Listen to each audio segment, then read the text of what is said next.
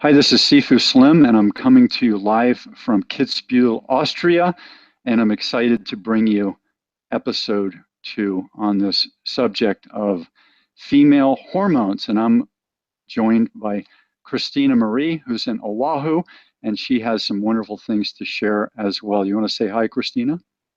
Hi, it's Christina Marie. Nice to see you again.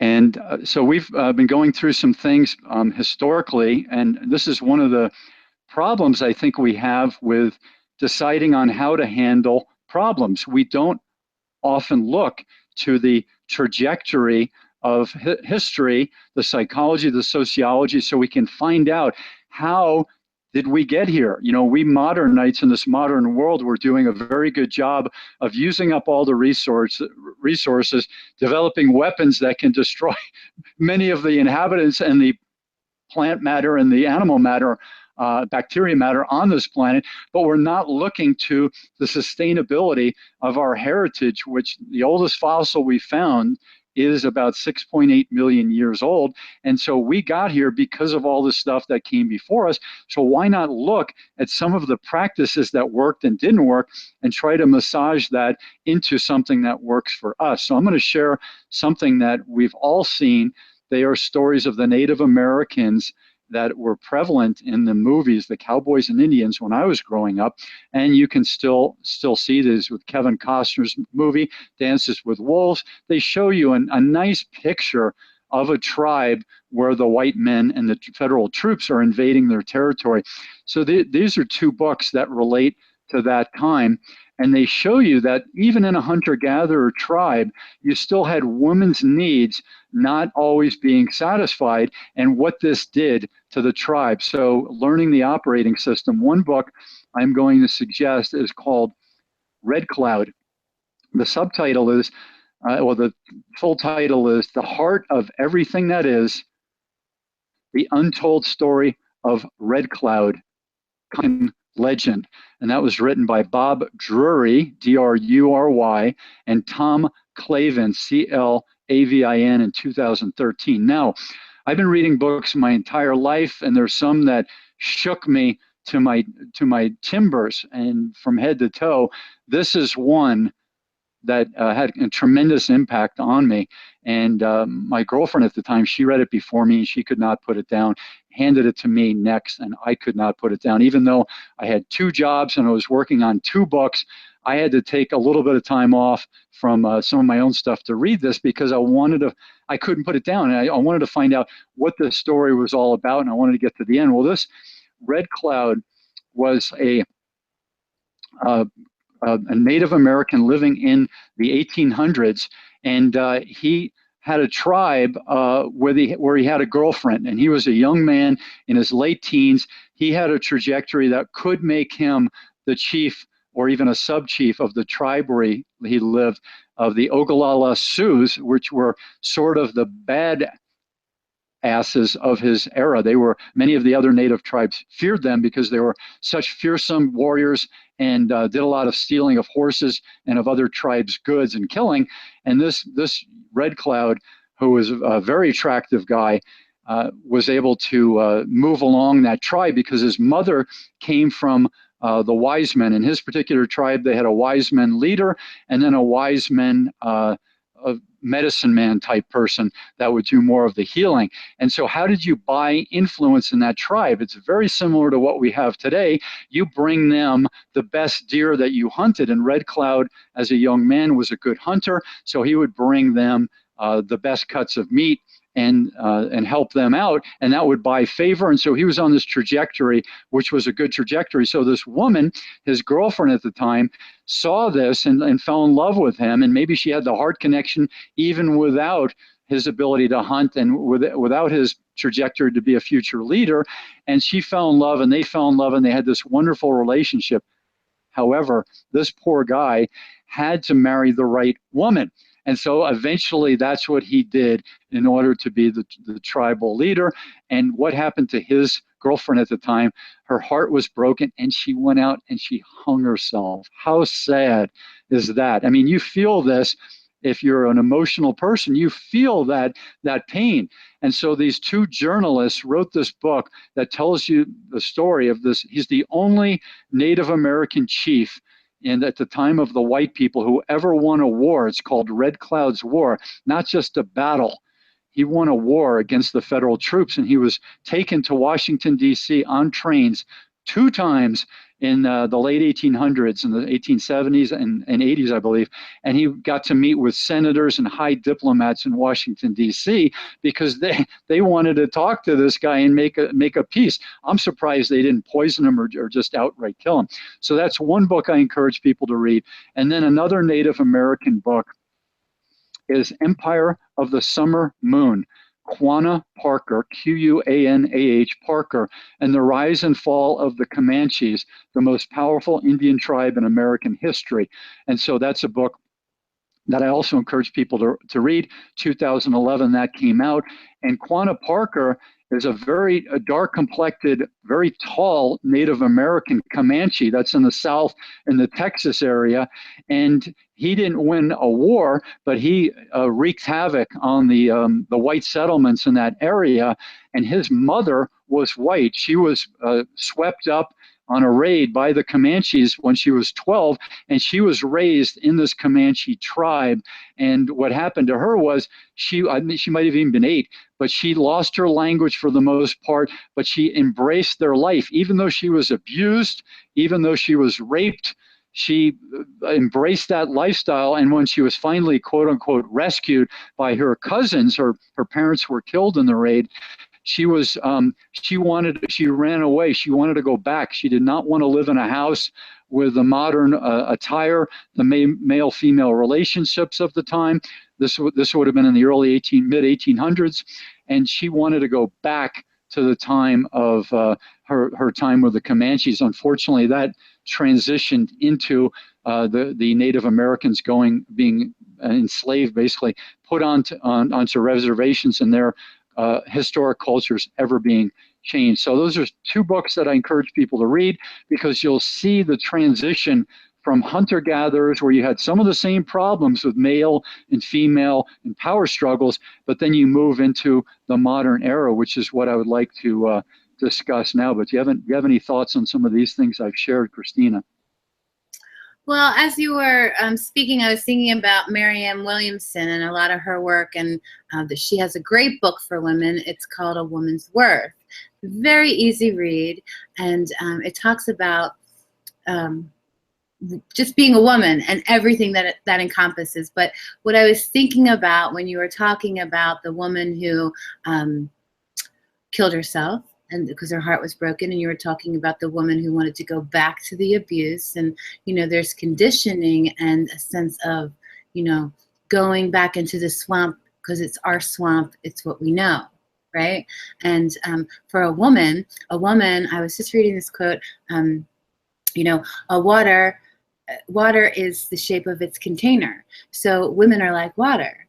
We are shaped by our environment. So if we only have one environment that we know of, and we're talking about female hormones, so I deal with a lot of mothers, and they are conditioned in their physiology to be stressed. They don't feel safe, normal, unless they're worried, unless they're full of anxiety. That's how, and they're like, well, this is just who I am. So they have this concept, this is just who I am. And it's very, very hard to get someone to return to their own nature when they have been told this is who you are. Right? So for those, even when we're talking about those women, a woman and she killed herself, it's because a woman needs to be in love. It's not just, love is not foo-foo. She needs to be in love with a child, with a man, with what she's doing, with the thing in front of her, whatever. She needs something to put her love on. And when her love is thwarted, there's this chemical reaction she has in her body, and that can go into her brain. I saw this great documentary. It's an Australian documentary. It's called Black, White, and Sex. And it's about this prostitute. And it's a very cool documentary because there's like 20 actresses, and each actress is playing a part of this. So you don't know who the prostitute really is because it's all these actresses. And it starts out really awkward, but then there's this incredible, all of a sudden there's all this wisdom. And they talk about it, and they go into hormones, and they talk about, you know, being a woman is something you have to experience. It's not something that you can articulate. Because as women, we're feeling, we're in our bodies, and there's so much going on that it's kind of impossible to articulate it all fully. But there's one thing that I do know, that is, a woman needs to be in love with something, you know? Yeah. I should thank you for sharing that. I should clarify that Quannah Parker's mother, who was a full-blown white settler, who was swept up between the ages of 8 or 11, since her year of birth is uncertain. She was taken in, and she was abused because she was the outsider. So she eventually, you know, had to do all the work, and they talk about this. And she had a strong build, and so she did all this leather work, and the butchering of animals, and the building of teepees, and making of moccasins. They just enslaved her, basically. And then at a certain age, one of the tribes people raped her, and she became just the laughingstock. But because of her strength, of internal strength and physical strength, she was being abused by a Native American Comanche woman one day, and she just hauled off and whacked her, and a fight ensued. And all the Native Americans, since this new person's part of their tribe now, they did not intervene. They sat and they watched as Cynthia Ann Parker, in her teens, was able to win this battle and acquire the adulations of this band. And eventually she married the chief of the tribe and had the son, who was Quannah Parker, who's the one who made that transition to being a leader of his tribe on the reservation, and lived what you could call a happy life, although he was happier perhaps in his native settlement. So when Cynthia, his mother, was grabbed up in her teens without being near her son, that's the main reason why she wanted to go back. She liked two things. She liked the lifestyle as opposed to the lifestyle of the settlers, the white settlers in Texas. And she wanted to be with her husband, and especially Quannah, her son, whom she adored. So that's the reason she didn't run back to the abuse. She ran back to the life that she was able to build with that internal strength and maybe the karma to be that special person. Well, I appreciate you clarifying, and I love that just happened, because that's what happens when a woman shares her story. She leaves parts out, and then we make assumptions, like I just did, because I didn't hear you say any of that. You know what I'm saying? So, and that happens all the time. We get half of the content, we get half of the story, the context, and then we think that's the truth. So I appreciate clarifying. Yeah, it's sad that journalism takes things out of context, because journalism is designed to have us read an article amongst the lots of other options that we have. And the same with the YouTube titles and any book title. It's often a misnomer. It's often a lead-in. It's often something taken out of context to get us to fire our impulse. And as we operate, about a decade ago, I learned that much of the psychology and the elders of the lecture circuit and the professors believe that, and in ancient Ayurvedic and ancient Japanese medicine, they believe that 90% of how we operate is based on what's going on in the unconscious mind and the subconscious. So when I look at that, I say, how are we going to tap into people that are thinking that they're rational, but they're making decisions on the unconscious mind? And that's why the legal system we have, and the journalistic system, and the TV and the media, is all based on firing these impulses, which happen largely in the unconscious mind, but a bit also in the conscious mind. And it's a nasty business that fires these impulses. It's as nasty as sugar, caffeine, chemicals, the fat, sugar, and salt that are injected or made to take place in our food that fire our biochemistry. It's a nasty business of selling product out there and selling thought and knowledge as a product. Yeah, well, that's one of the primary things that's wrong with America, if you don't mind me saying so, because women are constantly striving to be the perfect size, to have the perfect everything, and it's unsustainable, and it's not healthy. And We see that in our magazines, we see that in our culture, we see that in how we treat people, how they look, their image. There was a story I read the other day about a woman. She got on an airplane and she was overweight, and she sat next to this person. It's from the other person's perspective, and the other person was saying, like, oh, there's a heavy person sitting next to me, and and then this person didn't want to talk to this woman because she was heavy, and the woman was happy and joyful and lovely, and she eventually got through to this person, and this person's like, well, would you look at that, this person's actually beautiful. And the woman who was heavy was saying, I love my life is now, I'm a well-loved woman. And when she got off the plane, there were like 30 people waiting for her, cheers, everyone loved her. And so the lesson there really is the woman who was overweight was living her life and loving, and people loved her. And that is the point, So, we don't want to, it's not like we want to promote people being unhealthy, but she made a conscious decision that she was going to live her life in joy and bliss and for others. And people worshiped her. They couldn't wait to get near her. They couldn't wait to hug her. And so this is a woman who knows how to live. So women are constantly, and I see this a lot because I'm I'm an entrepreneur, I'm a coach, so I'm doing the marketing too. And I'm being very careful and selective about how I market things because I believe in authenticity. I believe in being real. I believe in emotional honesty. I believe in being who you are. And I think a woman should follow her own nature. And I'm seeing a lot of stuff where it's like, this woman is really beautiful, cut, and she's trying to convince every woman to be like that, in 6 weeks or less. And I'm like, oosh, 6 weeks or less. How about we go slowly, like an Ayurvedic, like you were mentioning, and we just go slowly and we feel good along the way, and we love ourselves along the way. The whole time we can love ourselves and still make changes. We don't have to do a 6-week boot camp. We can actually create a new lifestyle from like when we build a garden in the soil, and then we plant a seed, and then we nurture it, and all of a sudden, next thing you know, that's just our lifestyle. Yeah, I'm glad that you brought up lifestyle. Go ahead, you can finish. Oh, so for me, I'm very selective and particular because I'm for all women being who the hell they want to be, looking how they want to look, and feeling terrific. And that's not always going to look the same. So for me, that's just a little something. So go ahead. Yeah, so there's an order of operations for balance and improvement. And a statement that I make is that all life is self-improvement, because I think it's exciting to learn. I think it's exciting to learn how to make bread. I think it's exciting to learn how to put raisins and nuts, if those are good for your system, in that bread. Or if it's not good for your system, it's good for your wife or your husband. Make something special. I think it's always nice to learn how to do a new skill. And some people shared with me, besides the fact that you get the knowledge, it also allows you to keep busy on something that's proactive and productive, and it's a nice thing.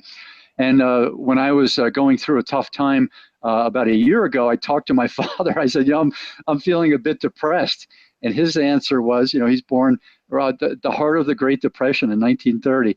He says, I don't have time to be depressed. Ooh, I thought that was a gem of wisdom. So what he's saying is keep busy, being productive, and at the end of the day, you're going to be tired instead of wired, which I normally am tired at the end of the day because I live a very physical existence and I work hard in everything that I do. But sometimes you get the blues, or at least I do. And so he said his advice was to keep busy, and that's that Protestant work ethic that goes back to that time.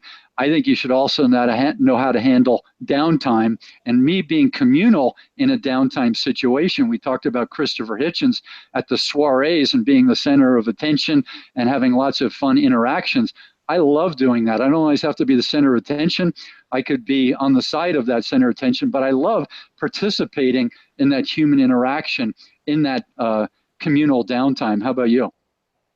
Oh, I agree with you completely. Yeah, I love, you don't always have to be the center of attention, but when you are, if you're comfortable with it, that's good too. I think it's really just honoring your own nature. And you were talking about, what you were just sharing, I was thinking about my time at the Raj in Iowa. So there's an Ayurvedic health spa in Iowa. So when I left my marriage, my adrenal system was shot. So I flew to Iowa. When I arrived, in this incredible, because there's an Ayurvedic, I mean, the whole, in Fairfield, Iowa, there's this whole Vedic city, and everything is just so congruent. It's crazy. And everybody does Transcendental Meditation. So I get into my room, I literally fall on my bed, and I sleep for 16 hours, which I haven't been doing. And then the whole Ayurvedic system is, it's your nature. There's no one there telling you what to do or how they do it. They're telling you, they're giving you the education. They're telling you where you are. They're asking you where you want to go. They're just giving you, and they're feeding you organic, healthy foods. And every day you're getting 3 hours of body treatments. And slowly, day by day, minute by minute, you start to return to your own nature and your own internal wisdom, and your body starts talking to you, and it tells you, because I thought, 12 days in this place where it's all laws of nature and all I'm going to do is relax. How am I going to stand myself? And I brought all this work with me. By day 2, I'm like, I'm not doing anything but what they tell me to do, because slowing down and waking up when the sun goes up, going down when the sun goes down, being with the laws of nature, eating only foods that were good for my digestive system, all that.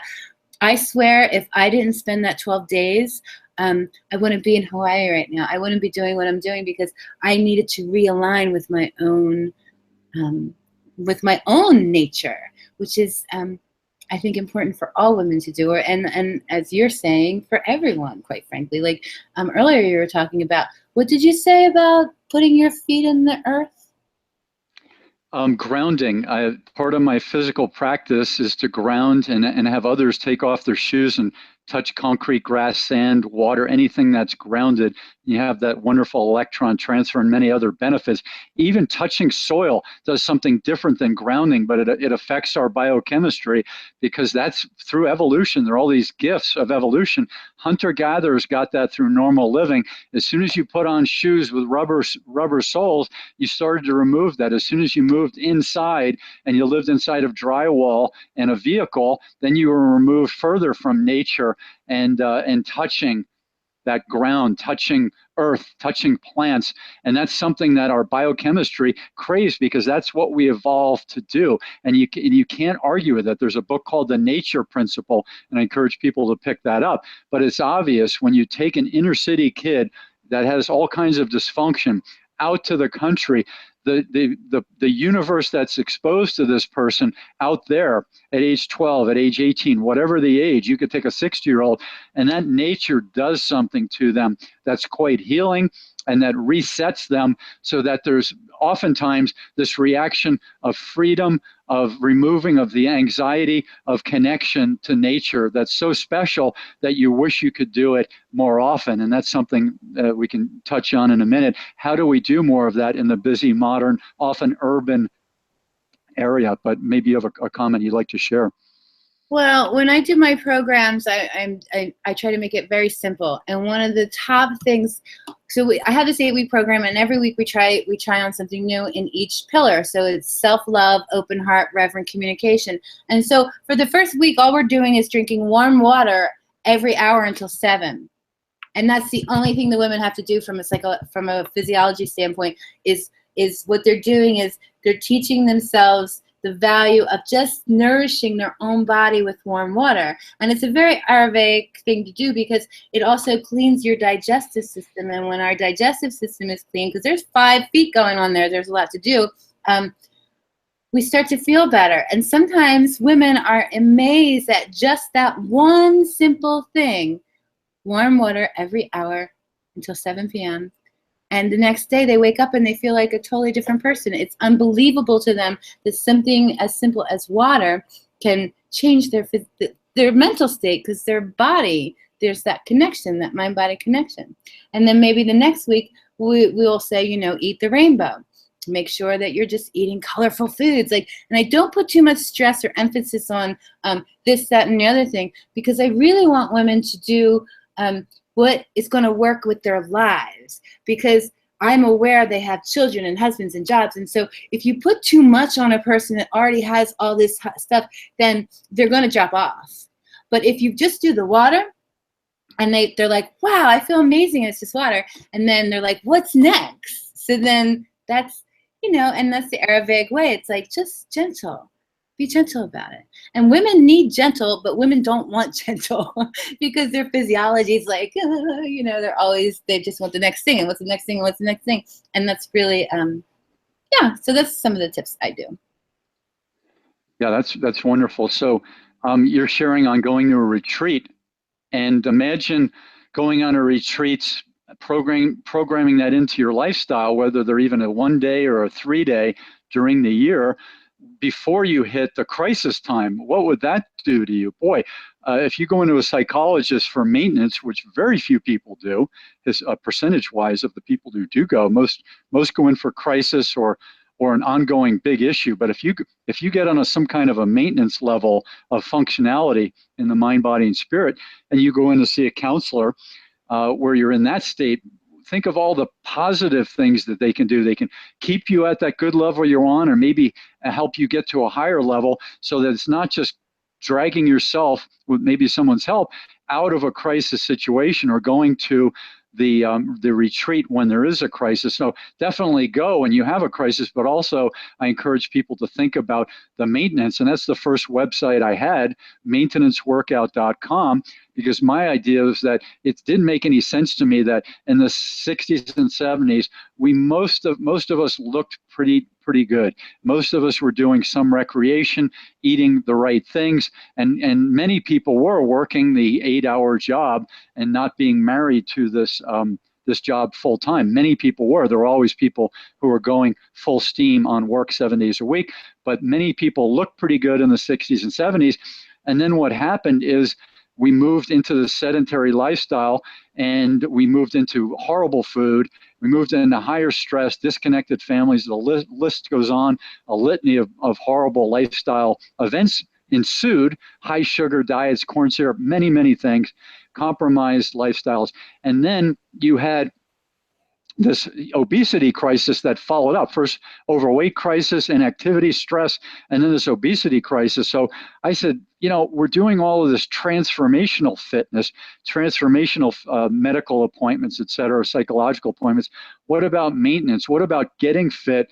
Not quick, as you mentioned, getting fit and then maintaining that, sustaining it with what I do, which I call maintenance fitness. So it's challenging, but it's not as challenging as a body boot camp, or you're trying to lose 100 pounds or 50 pounds or 200 pounds or whatever it is, where that's extremely hard, and your unconscious mind is saying, no, hard. It's saying pain, agony. That's my opinion why those things, one of the reasons why they fail. I say get on maintenance, and these weekend retreats, in my opinion, fit right in with that. Your thoughts, Christina? Well, as you're speaking, I agree with you, but I also, as a woman in hormones, I understand that there's a lot of obesity, and these are women who are up at 4 in the morning, and they are nonstop in action, going until nighttime, and they're still overweight because they have so much cortisol running through their body, which is something that has people gain weight. They're not sleeping. A lack of sleep hormone can set your hormones off. A lack of sleep and running on empty and not having, those two things alone can have a woman gain weight. And the thing about female hormones is that there's, you know, the childbearing years, and then there's the perimenopausal, and then there's the menopausal, and there's following the thread of your physiology and what your body needs now, and then what it needs now, and then what it needs now. So from what you were saying about preventative care and going into a retreat, so let's say a woman is now done having children, right? And so she's starting to get those subtle changes and shifts where if she doesn't sleep for 2 days, she starts to gain weight because her hormones are changing, because our hormones are constantly evolving too. And so if she was to keep going to the retreats, like you're saying, for maintenance, she's still going to experience changes hormonally, and she's still going to have to address them differently than she did 5 years ago. So the maintenance is really being present to your truth now, and then being present to your truth now, and being okay with the fact, because a lot of women aren't okay with the fact that they're getting older, and understanding that we're lucky we're getting older, we're still here, right? And there's things that we can do to feel amazing. And we were talking earlier about things like orgasmic meditation and stuff like that. So from a female hormones perspective, there's a lot that we could do to be joyful women as changes are happening. Yeah, I agree. Thank you for sharing that. And to put an amendment on something that I said, the reason why I thought I had something to offer in this whole thing of my crusade for wellness, which fitness is a big part of that, is because I was looking at my lifestyle and I was comparing it to other people's lifestyle. Now, I'm a person who's got HSP, highly sensitive personality, highly sensitive disposition. So some things I take to heart. Some people could call that not having a thick skin. But it's a lot of people who have a lot of empathy and are healing type people have that personality that I have. I have it on an extreme level. So bright lights, heat, cold, the sense of the solvents when you walk into a store that sells a lot of cleaning material, those odors, all those things affect me. I'm not a light sleeper once I'm hitting the sack, but if there's somebody in the room snoring while I'm trying to get to sleep, I'll have a hard time. So that's kind of how I'm wired. So what I came up with along the way is I said, okay, how do I take my lifestyle and what's the value in it? How can I share that? And is it of value to other people? So along the way, I started asking psychologists. This was 15, 18 years ago. So this would be around the year 2000.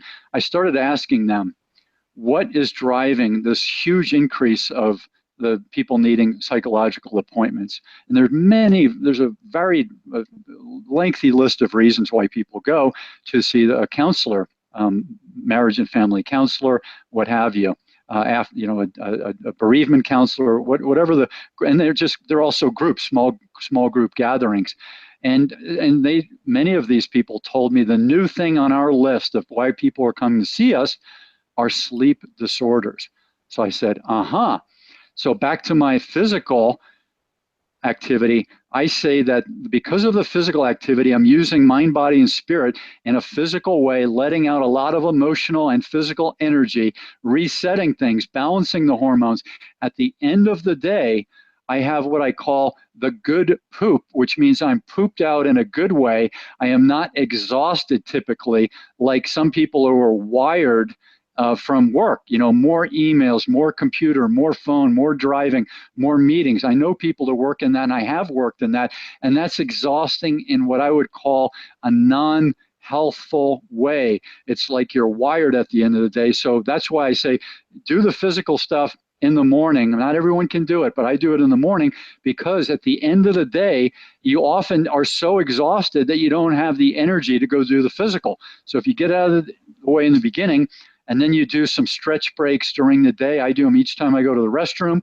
Then at the end of the day, you're feeling good in that physical body, but it also translates into mind and spirit as well. And it helps with digestion. There's just so many things it helps with. So that's what I would share, not just body structure and weight loss, but that psychological benefit is probably the number one reason why I do it. And I didn't know about these psychological people and their sleep disorders since I've been a fitness person since I was 6.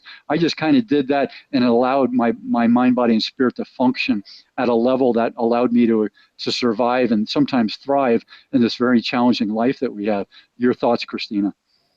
No, I agree with you. I love everything that you're saying. And I was, so I'm currently writing a book called Women in Step Families. It's all about women and their physiology. And one of the things that I talk about there is sleep disorders and hormones and the impact of sleep disorders and hormones. And there's a lot of women in our country that are actually on sleeping pills, which I don't even want to go into that. That's a whole other thing. But there's easy things that we can do. So I started to create 1-minute meditations for mothers, because imagine you're a mother and you have a toddler on your lap as you're going to the bathroom, and your 5-year-old is doing this and your 7-year-old is doing that, and your husband's saying, "Where's my tie?" You have all this stuff going on. So a mother in that state does not want to spend 20 minutes sitting down doing a meditation. So I created 1-minute meditation. And if you can just get 1 minute, and then you can enroll your kids in a 1-minute meditation, because their attention span they could do 1 minute, right? And then, I had a point, and I just lost it. That's okay. I'll chime in, and if it comes back, we'll bring it in. No. Oh, I know what I was going to say. I remember now. Okay, so in my book, I talk about these simple, because I want to keep it simple, because women have enough going on in their life, and I can't stress that enough. They're so overworked. They're so overstressed. So just little things like Halt. when you're dealing with step families and you're dealing with the other house and the children, you know, halt. Are you hungry? Are you angry? Are you tired? Have you slept? Stuff like that. Like there's little acronyms that you can use to recenter yourself in, okay, who am I? Where am I? Am I hungry? Did I eat? Did I sleep? Am I sleeping well? To really be able to master yourself and what's true for you, and then you go out into your family and you say what you need to say. So yeah, so there's the physical, and then there's the self-awareness, and then there's being so self-aware that eventually you're just mastering yourself. So in the 3 tiers of the program, it's self-love, open heart, and reverent communication. So if you imagine that as a fountain, a 3-tier fountain, and so self-love is at the foundation, right? We fill ourselves up, we fill ourselves up, we fill ourselves up. We're so filled, we're overflowing, and so we can open our hearts now, because if you open your heart and you don't have self-love, you're gonna get your ass kicked. I'm not kidding. It's like, you can really get hurt. But if you're full of self-love, and then, you know, things come by and it's like water, it just, okay, so we're going through that tier. So then you can open your heart. So once your heart's open and you're full, then your communication, it starts to shift, and then you're full and your heart's open, and you start to have the desire to be a better communicator, because you feel so good, you want everybody to feel good too. So it's like a 3-tier water fountain, and you know, there's that filter in the back making sure all 3 things work. And if the water's low, the filter doesn't work. If the water's low, something blows up and everything is off. So for a woman to, you know, embody this, you know, be one of the main things, which is very powerful, is being very deeply and intimately connected to your yes and your no's. Your yes, I'm a yes to this, I'm a no to that, and being able to articulate it. And then you're going through your day, yes, no, and it's not like, oh my God, I can't say no. It's, I can't do that, I'm sorry. And then it's honoring yourself, and then you're trustworthy. So there's a lot to really taking care of yourself, and I get very excited about that, so I apologize. No, good points. To bring people into our realm of profession, I do online counseling, I do in-person counseling, I do public speaking, small groups, corporate functions, all those types of things, teaching people about wellness and being proactive and setting their goals, self-mastery. So under the heading of lifestyle, I work on self-mastery, and that means even in your ability to write, your ability to communicate, your ability to use nonviolent communication, ability to improve your sales, your marketing, all those types of things, your ability to manage people. So those are things that I talk on. And so here's one book that people can take a look at. This is Sedentary Nation, and an updated version has just come out. It's on my website at sifuslim.com, SIFU Slim.com, or sedentarynation.com, and you get to learn some actionable steps. You get to see the history, the progression of being, moving from hunter-gatherer through farming, through industrial, to couch, desk, and carpet potatoes. And you also get the actionable steps that allow you, as you mentioned, these women are busy, the men are busy, the kids are busy. Boy, talk about being over-programmed. How'd you like to be a high school student with all the pressures that they endure, with all of the iPhone and the other smartphone addiction that goes on, and being sedentary all day and not being recreational for the most part, as I was, and I imagine you were, as you were growing up? Boy, what a challenging life it is for these young people to put it all together, and this very neurotic living in your head and being consumed by the media and the corporate and the sales and the communication in the digital world. I think that's a challenging life to live. Yes, that's actually, it's funny you said that. That's actually one of the top discussions in step families and divorce situations, because,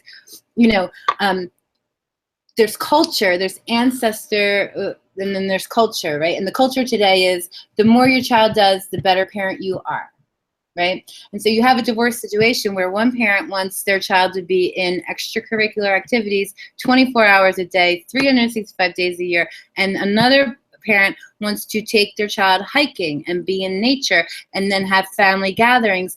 And the one who wants the extracurricular activities tells the other one, you're selfish. It's about the child. And if you take a bird's eye view, and we all just believe it, like, oh, that parent must be selfish because they don't want that child to succeed. And the other parent saying, no, I want my child to be fulfilled. I want my child to get nature. I want my child to be happy in their soul. But this little league over here of parents that needs their children to be everything. And so even in my massage practice, I saw children who were 10 years old who had the muscle tension of a 30-year-old. That's how overworked these children are. Now, I mean, keeping children active is cool, but there's this burnout that's happening, and it's not even just the level of the child, it's the level of the family feud in between houses, and how we are now telling parents if they want anything other than that for their children, they're selfish.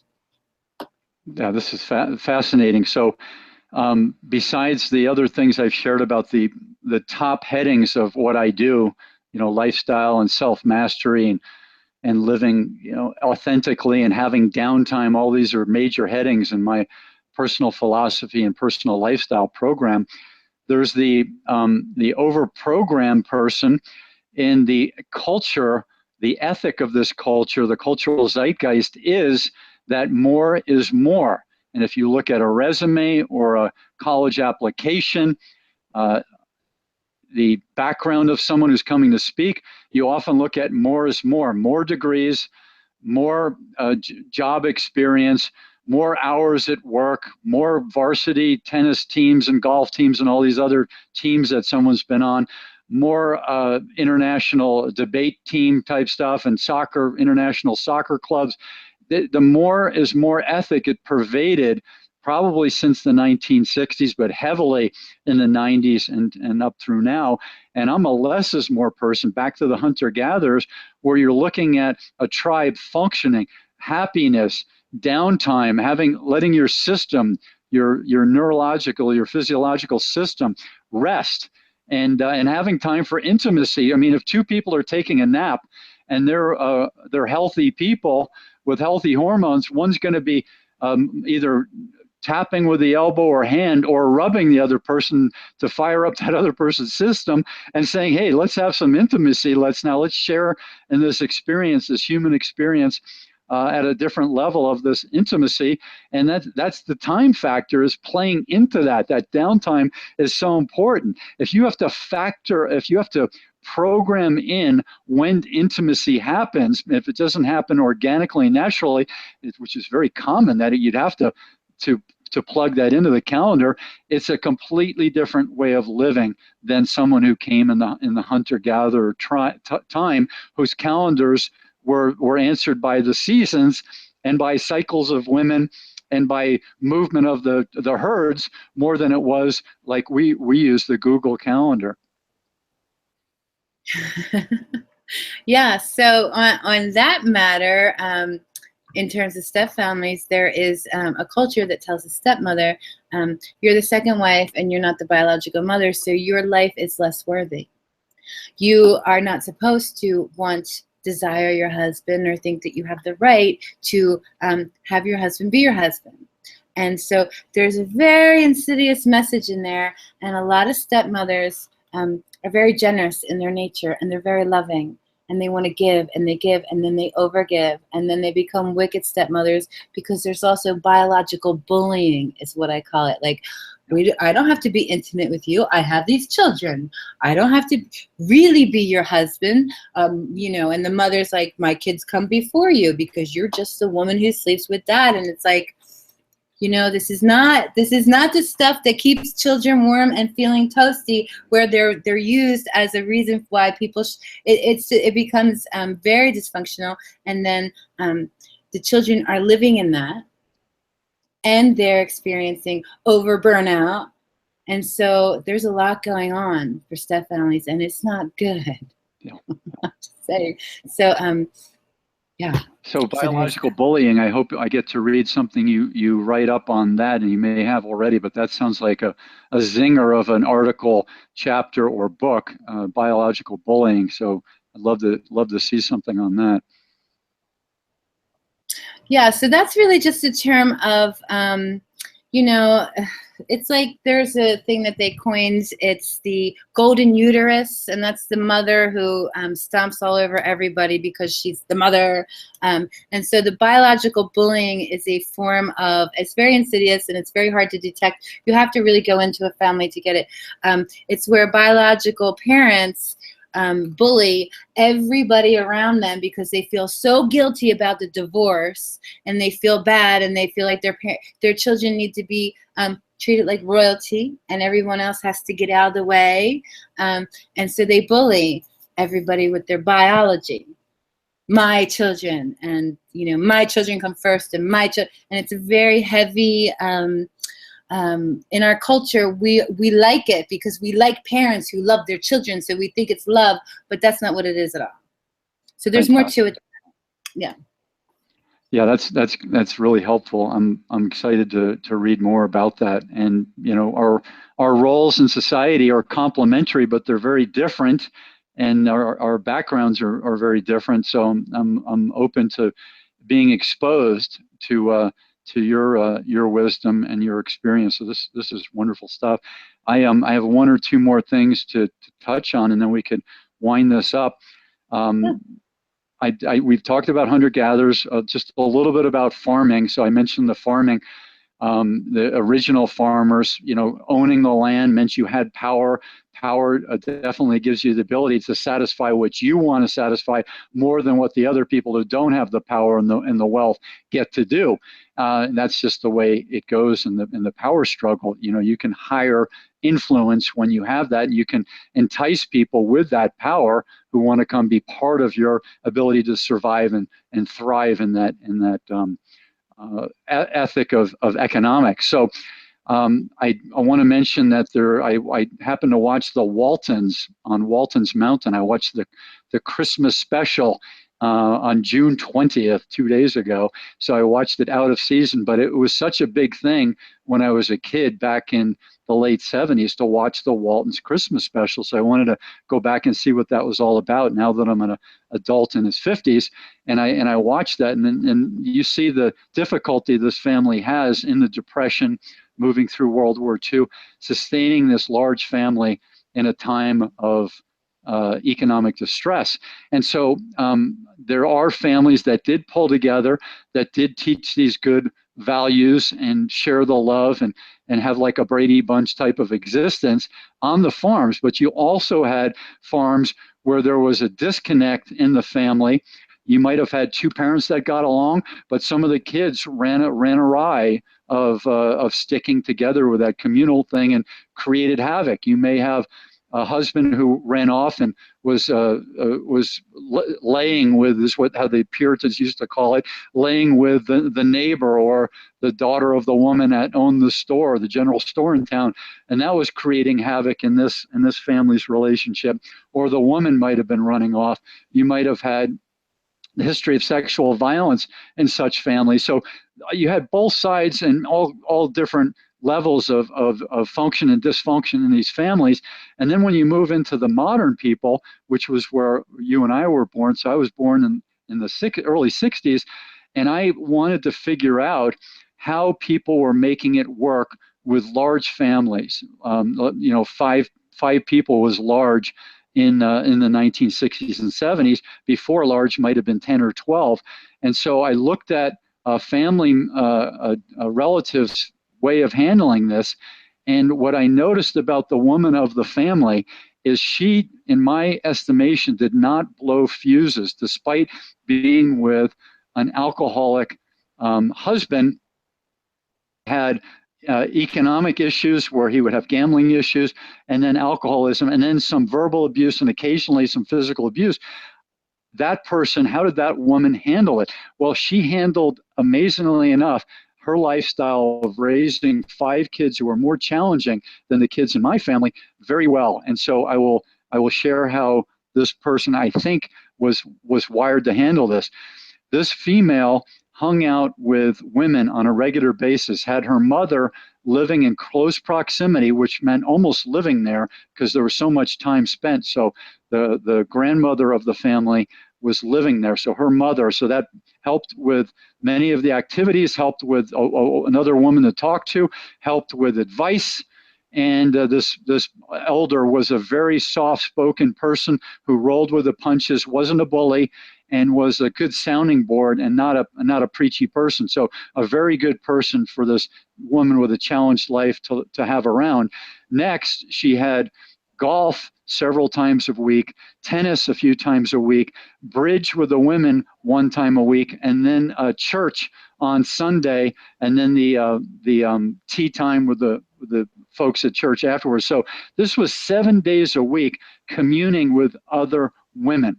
And that, in my opinion, was a great benefit to balancing out the hormone levels and providing that security of the intellect and of the heart on a regular basis. And then you flip that over to another person in our greater family who lived a life with many more challenges, but was not around other women on a regular basis, did not have the tennis, did not have the golf, did not have the bridge, and had church, but also had to tend to these kids. Less kids in this family, easier kids than the family of 5, but this person had the volatile personality, love, explosion, love, balance, explosion, just the volatility of that cycle, and a much more challenging life to live. So that's something that I encourage women to do as they're able. Some women want to wall themselves away, and they work well with that, but other women want to have that communal, maybe don't have that in the rational mind, but the subconscious mind wants to have that 90% that's making decisions, and they just have to find out what activities and what groups that they can be part of that would allow them to have that women connection, or maybe as simple as having a neighbor with whom they spend a lot of time. So that's something I'm observing, and I'm saying one side worked, the other side didn't work that well. It's not the answer for all women's problems, but it's something that I checked out, and I'm wondering if you'd share some of your thoughts on this.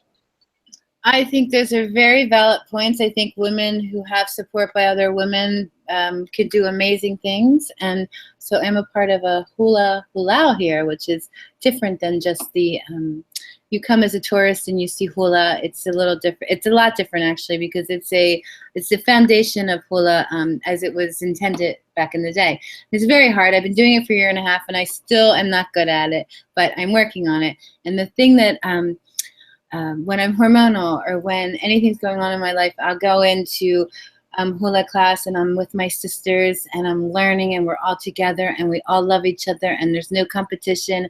And after class, I'm all sweaty, and I'll say something like, I think hula is saving my life, and everybody's like, yeah, it is. So we all get it. We all have that. It's a legitimate need, you know? So I agree with you. Yeah. Wonderful. So we should break out our hula right now. I took some classes before I left. I took some classes before I left Hawaii, and I've got 4 moves, the 4 basics down, and I show them to people. I show them to people, and you want to show it? All right, let me break this down for you. Okay.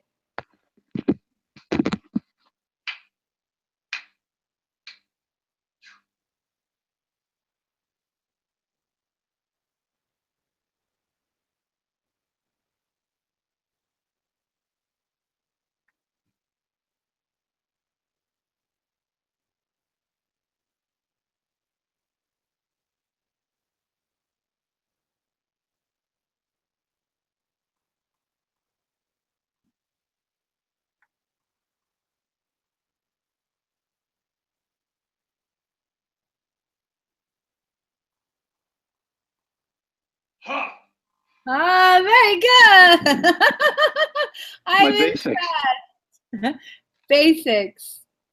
And at some point, I'll get down with some of the more advanced moves. But I love hula, and it's kind of an interesting impact. If you do it on concrete, I wouldn't call it low impact, but the better you get at it, the more you can absorb that blow. But it's a heck of a knee area workout, and I think it's good for mind, body, and spirit. So what do you like about hula besides the bonding and the physical activity?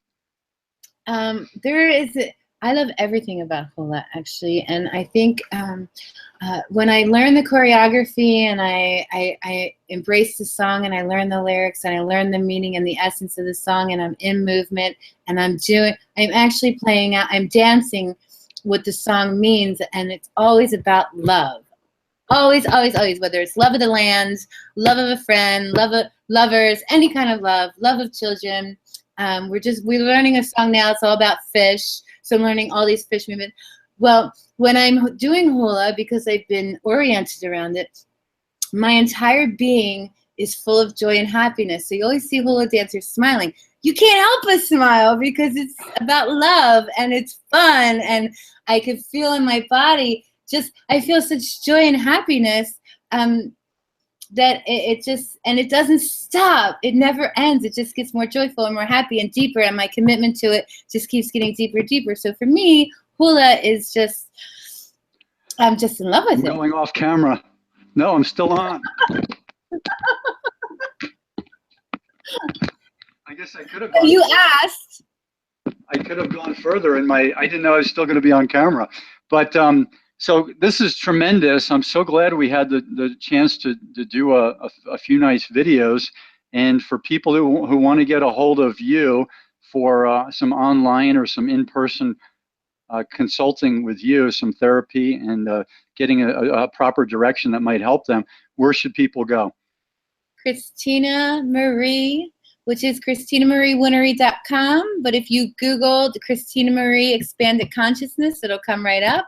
So my website is ChristinaMarieWhinnery.com. WHINNERY.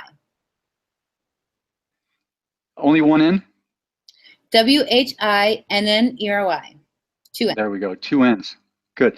And so I encourage people to share comments on this YouTube video. And we ask you to be open-minded, fair, and come from the heart, because we're looking at this thing with an open mind, and we're looking at other things that work, some things that may not have worked, and we're not suggesting that we have the answers for all of you. We're open to find out what's in your mind and heart and what's in your spirit, and allow that to flourish and shine. And if you've got a point, things that you think you'd recommend us, and advice, what have you, put it in there. If you have questions, put that in there, and we'll see if we can help you, and other people who comment can do that as well. So I am Sifu Slim, author of Sedentary Nation, sedentarynation.com. Also, The Aging Athlete, which we can talk about at another future time. This is what happens to high-performance physical people, athletes, ballet stars, ex-military, ex-Broadway dancers, ex-contractors and landscapers, after they leave their high-performance physical years. And that's a fascinating topic, and that's something I've been diving into since 2009, and more books to come and more workshops to come on that. So Show Me Your Body is a new webinar that I'm going to be running on a weekly or monthly basis, so stay tuned for that. Show Me Your Body is all about being happy with your body in whatever state it's in, and saying, hey, I'm going to work on this. I'm not all completely happy, but I'm working on this, and this is who I am today. And your body is your body, just as your mind is your mind. And I think it's okay. I just went to a public spa in Germany, and people let it all hang out there, all body types, all ages, and nobody has a problem with it. And the same in Sweden and many parts of the world. A body is just a body. It's what it is. And people walk around and they jump in the different saunas and spas and whirlpools, and they're clean and they're fair, and it's non-sexual, and it's totally cool. And any thoughts on that before we say goodbye? No, I love that. I love, I think I was saying that earlier. It's love the skin you're in, love the skin you're in. And if you want to make changes, you can love you can love yourself as you're making changes, because your life is now, and every minute of your life you're allowed to enjoy, no matter what size you are, no matter what's going on. And it's actually easier to get to your destination if you love your life, Yeah, and I didn't share why I am topless during this interview. It's because I'm inside and I have all the doors and windows shut, so I don't hear any outside noise. And we're going through a heat wave, as many parts of the world are. The planet is heating up, and I am in Austria where it normally isn't this hot, and I'm in a hot room. So rather than be even hotter, I'm going tribal, which is very comfortable for me. And I'm not saying I've got this beautiful body model, but whatever. But for 54, I'm not doing too bad in my upgraded Gilligan body, which is kind of my bone structure. Jack LaLanne mixed with Bruce Lee, trapped inside the body of Gilligan, and that's who I am, and I'm not ashamed of it. And I'm kind of happy that I've got what I've got. Ha! Very good, bravo. So until we meet again, I will sign off as Sifu Slim, and Christina Marie. So glad that we got a chance to share this, and we wish everyone out there all the best in the aloha spirit, in their health, happiness, and prosperity, and being kind to the planet and each other and the universe. Shaloha. Shaloha.